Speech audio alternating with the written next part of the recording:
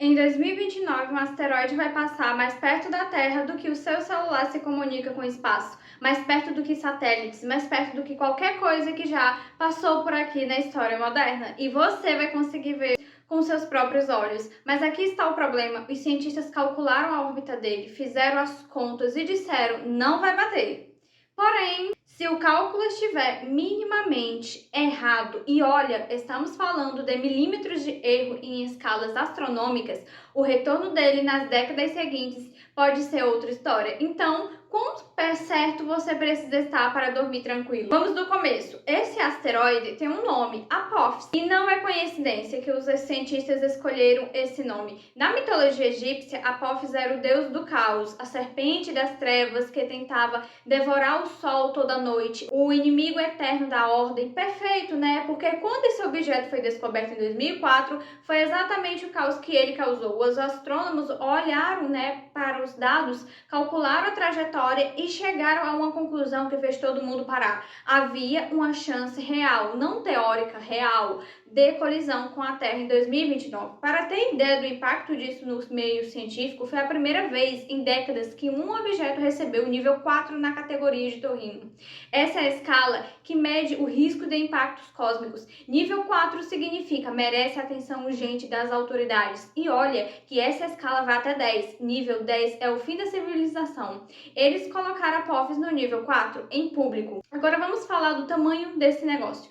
340 metros de diâmetro, tá? Isso não diz muita coisa para a maioria das pessoas. Então pensa assim, um estádio de futebol completo.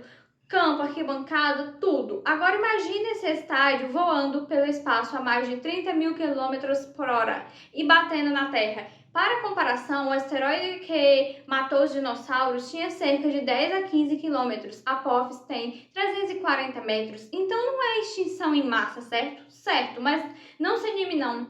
Um objeto desse tamanho, dependendo de onde cai, pode destruir uma cidade inteira. Se cair no mar, e 70% da Terra é oceano, gera tsunamis devastadores que apagam regiões costeiras inteiras. Se cair em terra firme, o impacto equivale a centenas de bombas nucleares. É o que os cientistas chamam de catástrofe regional. Regional aqui não significa pequeno, regional significa que um país inteiro some do mapa. Agora vem a parte que me deixa com os cabelos em pé. Dia 13 de abril de 2029. Anota essa data.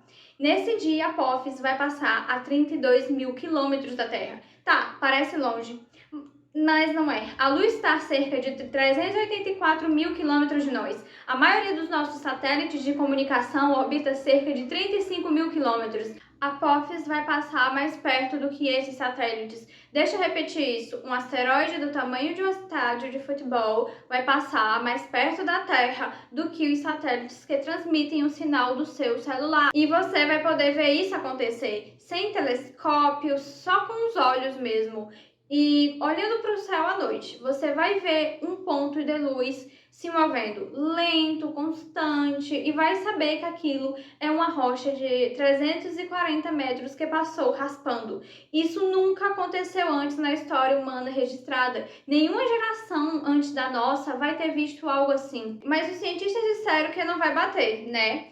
Sim, disseram. Cálculos mais recentes, com dados muito mais precisos, descartaram o impacto para 2029 e também descartaram para 2036, que era outra data que assustava, e descartaram para qualquer impacto nos próximos 100 anos. Mas aqui está a parte que a maioria dos noticiários não explica direito. Quando a Apophis passar em 2029 tão perto da Terra, a gravidade do nosso planeta vai puxar ele, vai dobrar a trajetória, vai alterar a órbita, e é esse novo caminho é que os cientistas precisam calcular com precisão absurda, porque dependendo de exatamente quanto a órbita mudar, e estamos falando de diferenças mínimas, o Apophis pode ou não entrar no que chamam de um buraco de mirra. Um buraco de mirra é uma região específica do espaço que tem basicamente o tamanho da Terra, que se o asteroide passar exatamente por ali, numa volta futura, ele acerta. Os cálculos atuais dizem que ele não vai passar por esse buraco, mas os cálculos dependem de dados que ainda não temos completamente, porque só vamos ter os dados finais sobre a alteração da trajetória depois que ele realmente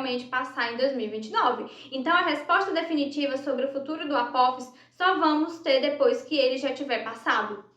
E não pensa que a humanidade está só cruzando os braços esperando.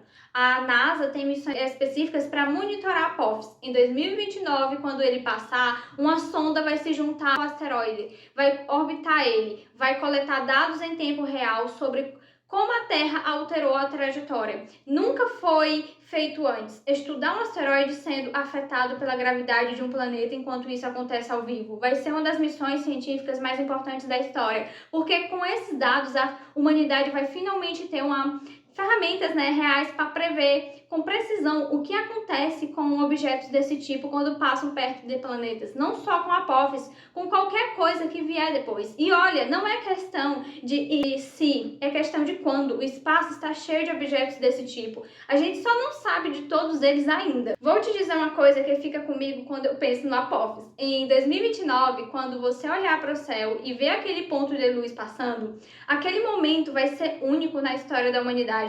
Nunca antes pessoas comuns sem telescópio viram um asteroide do tamanho de uma cidade passando perto o suficiente para ser visível. E tem algo muito estranho nisso, porque ao mesmo tempo que é lindo, é assustador. É o universo lembrando que a Terra não é intocável, que existe todo o cosmos lá fora, que não sabe nem que a gente existe. É que de vez em quando um pedaço desse cosmos passa bem pertinho, às vezes com 32 mil quilômetros de imagem, às vezes com menos. O Apophis não vai bater em 2029, provavelmente não vai bater em nenhuma das próximas décadas, mas ele vai passar e cada vez que ele voltar, a gente vai ter que refazer as contas, porque no espaço provavelmente nunca é garantia. E essa pedra tem o nome de Deus do Caos por algum motivo.